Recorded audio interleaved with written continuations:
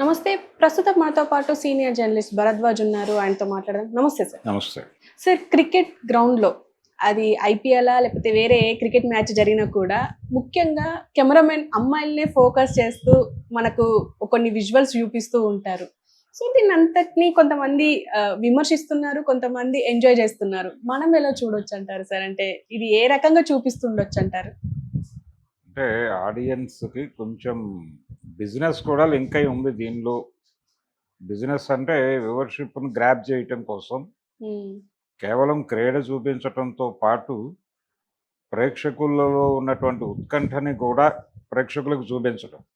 అంటే స్టేడియంలో ఉన్నటువంటి ప్రేక్షకుల మూడ్‌ని ఇంట్లో కూర్చొని టీవీల్లో చూస్తున్నటువంటి ఆడియన్స్‌కి కనెక్ట్ చేయటం. అది కార్యక్రమంగా ఈ ఆడియన్స్ గ్యాలరీల్లోకి కెమెరాలు తిప్పడం అనేది జరుగుతుంది. హ్మ్. ఇది వ్యూహాత్మకంగా కరెక్టే, కానీ ఇదే ఏరియాలో వీళ్ళు ఇంకొక పని కూడా చేస్తున్నారు. అది కూడా ఒక రకంగా అభినందనలు అందుకున్నటువంటి సందర్భమే కాబట్టి ఎవరు పట్టించుకోవటం లేదు. హ్మ్. అదే ఇప్పుడు మీరు ఇందాక ప్రస్తావించినటువంటి ఆడపిల్లలు ఎందుకు చూపిస్తున్నారు అనేది.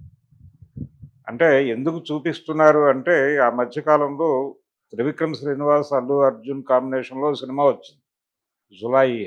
హ్మ్. ఆ సినిమాలో ఒక డైలాగ్ ఉంటుంది, రాజేంద్ర ప్రసాద్ డైలాగ్. ఇతను చాలా వైలెంట్‌గా బిహేవ్ చేస్తున్నాడు. కొంచెం పూలని, ఆడపిల్లల్ని చూపించండి తీసుకెళ్ళి అని అంటాడు. అదే డైలాగ్ ఇన్స్పిరేషన్ కావచ్చు ఇక్కడ కూడా. అంటే వీళ్ళు కొంచెం స్క్రీన్ బాగుంటుంది అనే దాంతో పాటు కొంచెం అటెన్షన్ పే చేస్తారు చూసేటువంటి ఆడియన్స్ అనేది.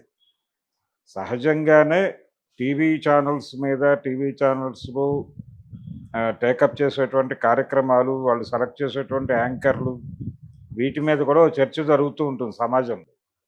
అదేంటంటే ఎందుకు ఎక్కువ ఫిమేల్ యాంకర్స్‌నే ప్రమోట్ చేస్తారు మేల్ యాంకర్స్ కంటే కూడా అనేది ఒక విమర్శ ఉంది టీవీ ఛానల్స్. అయితే ఇక్కడ వాళ్ళు చెప్పే రీజన్ ఏంటంటే, ఫిమేల్ యాంకర్స్‌ని పెడితే కొంత స్క్రీన్‌కి బ్యూటీ యాడ్ అవుతుంది. తద్వారా వ్యూవర్‌షిప్ వస్తుంది అని. అదే పరిస్థితి ఇక్కడ కూడా. ఓకే. అంటే తెరని అందంగా మలచటం కోసం మేము ఆడపిల్లల వైపు చూపిస్తాం. రెండోది వాళ్ళ ఎమోషన్స్ అవి కనిపిస్తాయి. హ్మ్. ఆ కనిపించినటువంటి ఎమోషన్స్‌కి మన ఒరిజినల్ ఐడియానే అది. అక్కడ స్టేడియంలో ఉన్నటువంటి ఆడియన్స్ మూడ్‌ని ఇంట్లో కూర్చొని టీవీ చూస్తున్నటువంటి ఆడియన్స్‌కి తెలియజేయటం కోసం గ్యాలరీ వైపు తిప్పాలి కాబట్టి, దట్ టూ అందమైన ఆడపిల్లల వైపు తిప్పితే కొంత ప్రయోజనం ఉంటుంది అనేది. రెండోది ఫ్యాన్స్‌ని కూడా చూపిస్తారు. హ్మ్. ఫ్యాన్స్ కేరింతలు అవి కూడా ఉంటాయి. ఫ్యాన్స్ కేరింతలతో పాటు అప్పుడప్పుడు ఈ విజువల్స్ కూడా యాడ్ చేయడం ద్వారా స్క్రీన్‌కి ఒక బ్యూటీ అద్దినట్టు అవుతుంది అనేది సెన్స్ కావచ్చు.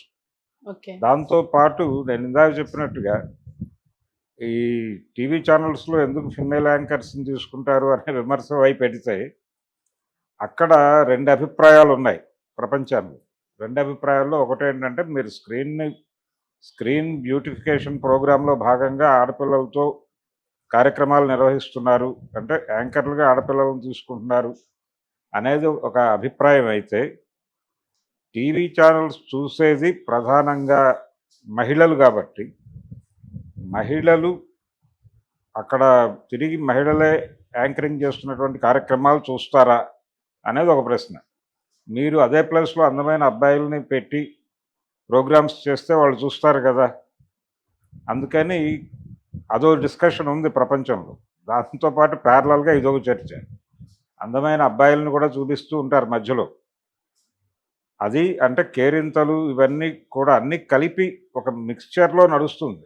హ్మ్. దీని వెనకాల కేవలం వాళ్ళు చెప్పుకున్నట్టుగా గ్యాలరీలో ఉన్నటువంటి ఆడియన్స్, అంటే స్టేడియం ఆడియన్స్‌ని, దూర ప్రాంతాల నుంచి చూసేటువంటి ఆడియన్స్‌ని మ్యాచ్ చేయటం మాత్రమే కాదు. దీని వెనకాల వ్యాపారం కూడా ఉంది. ఓకే. ఈ వ్యాపారం ఏంటంటే దీని వ్యూవర్‌షిప్ పెంచటం. ఈ వ్యూవర్‌షిప్ పెంచటం అనే ప్రోగ్రామ్‌కి దోహదపడేటువంటి అంశాల్లో ఇది కూడా ఒకటి. ఓకే. అందుకని ఇటువైపు ఫోకస్ పెడితే, అంటే ఈ స్టేడియంకి వచ్చినటువంటి అమ్మాయిలు, వాళ్ళ కాస్ట్యూమ్స్, అలాగే వాళ్ళు ఎలా వ్యవహరిస్తున్నారు అక్కడ, వాళ్ళ బిహేవియరు, వీటన్నిటినీ ఫోకస్ చేయడం ద్వారా దీనికి ఒక వ్యూవర్‌షిప్ ఉంటుంది. దీనికి ఒక ప్రత్యేకమైన వ్యూవర్షిప్ ఉంది. అంటే అక్కడ చూసేటువంటి ఆడియన్స్ ఏజ్ గ్రూప్‌లు ఏముంటాయి? మేజర్‌గా యూత్. ఇంట్లో కూర్చొని చూసేవాళ్ళు అయినప్పటికీ, అక్కడ కూర్చొని చూసేవాళ్ళు అయినప్పటికీ, పర్టికులర్‌గా ఒక క్రికెట్ మ్యాచ్‌ని చూసేటువంటి ఆడియన్స్ ఏజ్ గ్రూప్ ఎక్కడుంటుందో, వాళ్ళని అట్రాక్ట్ చేసే అంశాలు ఏమిటి అనేది కూడా మనం స్క్రీన్ మీద ప్రెజెంట్ చేయగలిగితే, దాని అంటే సస్టైనబిలిటీ ఉంటుంది. వాళ్ళు కూర్చొని ఎక్కువ టైం చూస్తారు దాన్ని. హ్మ్. అంటే ఇక్కడ రేటింగ్స్ కానీ, ఇతర కమర్షియల్ వ్యవహారాలు గానీ, మీరు ఆ ఛానల్ పెట్టి పక్కకెళ్ళిపోతే రాదు. దాని మీద ఎంత టైం స్పెండ్ చేశారు అనేది కౌంట్ అవుతుంది. ఆ టైం స్పెండ్ చేయటానికి వాళ్ళకి కేవలం క్రికెట్ ఒకటే కాదు. గేమ్‌తో పాటు ఇతర అంశాలన్నీ కూడా వాళ్ళు దాంతో మిక్స్ చేయగలిగినప్పుడు, అది స్టాండర్డ్‌గా నిలబడుతుంది ఆ వ్యూవర్‌షిప్ అనేది. ఓకే. అలా నిలబడినప్పుడు కమర్షియల్‌గా వైయబుల్ అవుతుంది. హ్మ్.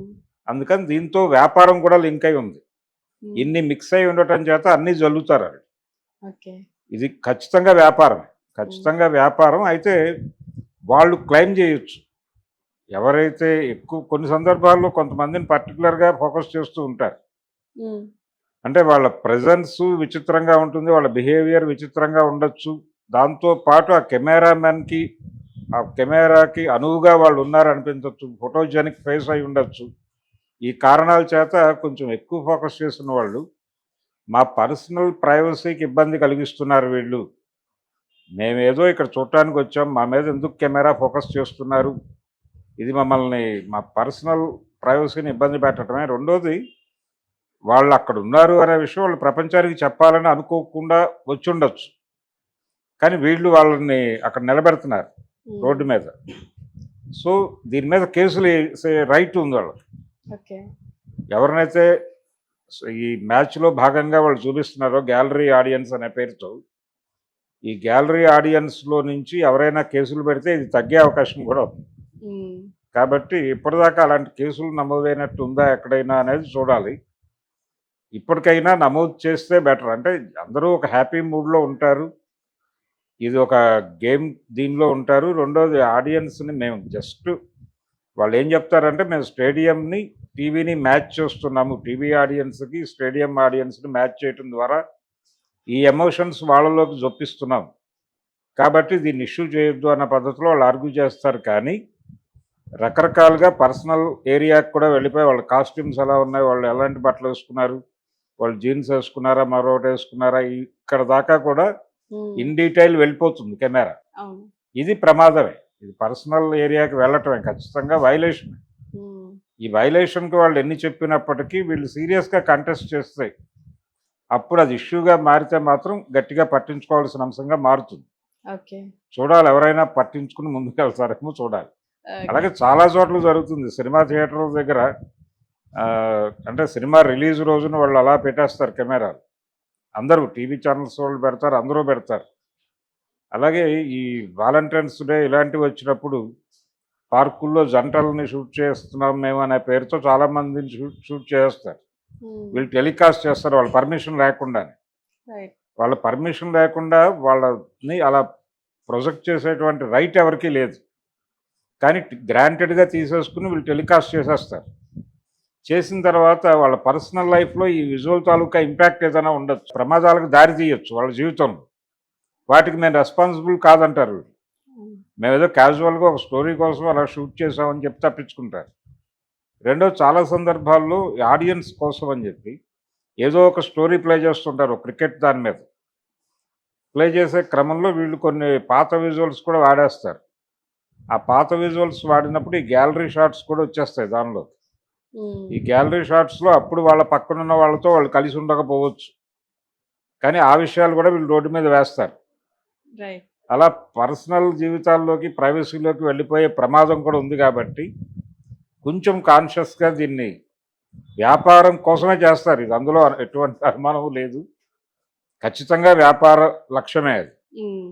కానీ వ్యాపార లక్ష్యం కోసం పర్సనల్ జీవితాల్లోకి వచ్చేయటం కరెక్టా